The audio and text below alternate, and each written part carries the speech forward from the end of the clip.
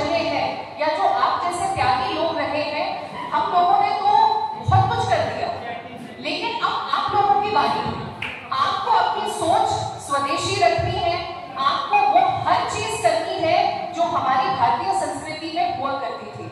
हमारा दिन कैसे शुरू होता था, आप लोगों को अगर ध्यान हो, शायद अब तो आप कहानियों के रूप में सुनते होंगे कि जब गांव में या शहर में जहां पे भी हम लोग रहते थे, जब उठा करते थे तो ब्रह्म मुहूर्त में उठते थे। अब तो जब स्कूल है तभी ब्रह्म मुहूर्त दिखता है, और नहीं तो पता पड़े कि 10 बजे रात 10 बजे तक दिन में बच्चे सो रहे हैं, सूर्योदय देखते ही नहीं। तो उस ब्रह्म मुहूर्त में उठने का प्रयास करिए। उठते ही साथ हम लोग अपने माता पिता या जो घर के बड़े होते थे उनके चरण स्पर्श करते थे। ये हमारे संस्कार थे। आजकल पता चलता है कि बुजुर्ग बैठे ही हैं, दादा दादी नाना नानी बैठे हैं और बच्चे सामने से निकल गए। अध्यापकगण है, सबसे पहले जो गुरु जो आपको ज्ञान दे रहा है, आप उनके चरण स्पर्श करिए, उनका आशीर्वाद लीजिए। आजकल कुछ नहीं होता, हम लोग आपस में भी हाय बाय वाली बातें होती है। व्हाट्सएप चलाने लग गए हैं तो व्हाट्सएप पे भी बिल्कुल ही एक अलग लेवल की बातें हो रही हैं। तो ये सब क्या है? ये सब पाश्चात्य पद्धति है, ये हमारी संस्कृति नहीं है। हमारी संस्कृति में तो कहा जाता है कि जैसा अन्न वैसा मन, जैसा पानी वैसी वाणी। तो हमारी जो भारतीय संस्कृति है उसमें भोजन को कितना महत्व दिया गया है। जो अन्न आप खा रहे हैं, जिस भाव से वो अन्न आपके अंदर जा रहा है, ये सब तय करेगा आपका भविष्य और हमारे भारत देश का भविष्य। तो इसीलिए मैं बार बार आप लोगों से आग्रह कर रही हूँ कि आप सबसे पहले अपनी सोच को स्वदेशी बनाइए।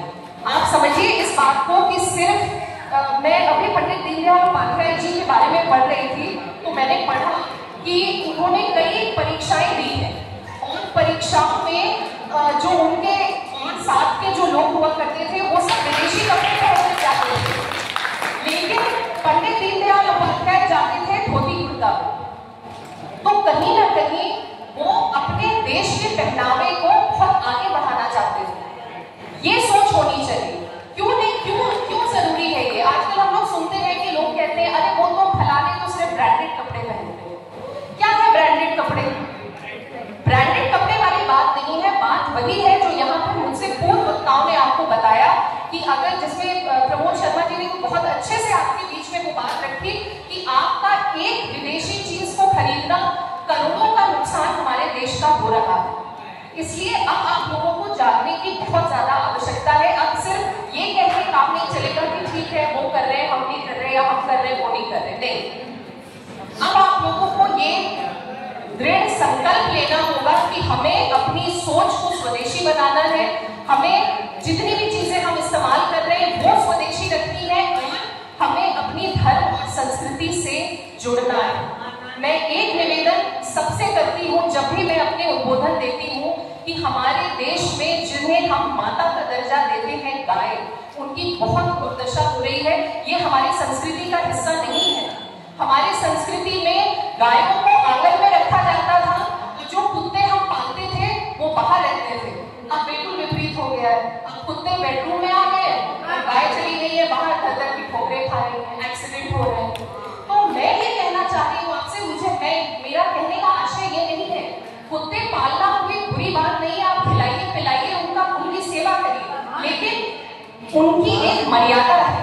और गायों को मैं तो कहती हूँ हर व्यक्ति अगर एक गाय का चार्ज ले ले तो हमारी रोडों पे जो गायों की दुर्दशा हो रही है, हमारी गौ माता की दुर्दशा हो रही है, ये कभी नहीं। तो आप इस चीज को समझिए कि गाय आपस में भी शोभा देती है और कुत्ते बाहर रखवाले के लिए भी शोभा देते हैं।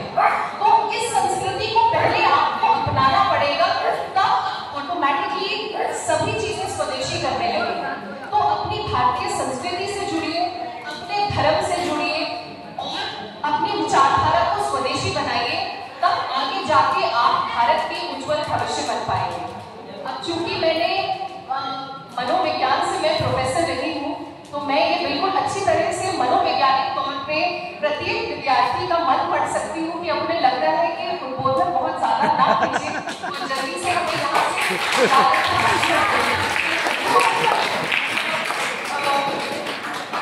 लास्ट में बस इतना कहना चाहूंगी कि कि ऊपर माँ की कृपा बनी रहे, आप लोग स्वदेशी वस्तुएं इस्तेमाल करें, अपनी सोच को स्वदेशी रखें, आत्मनिर्भर भारत में प्रधानमंत्री जी और मुख्यमंत्री जी का सपना साकार करें। बहुत बहुत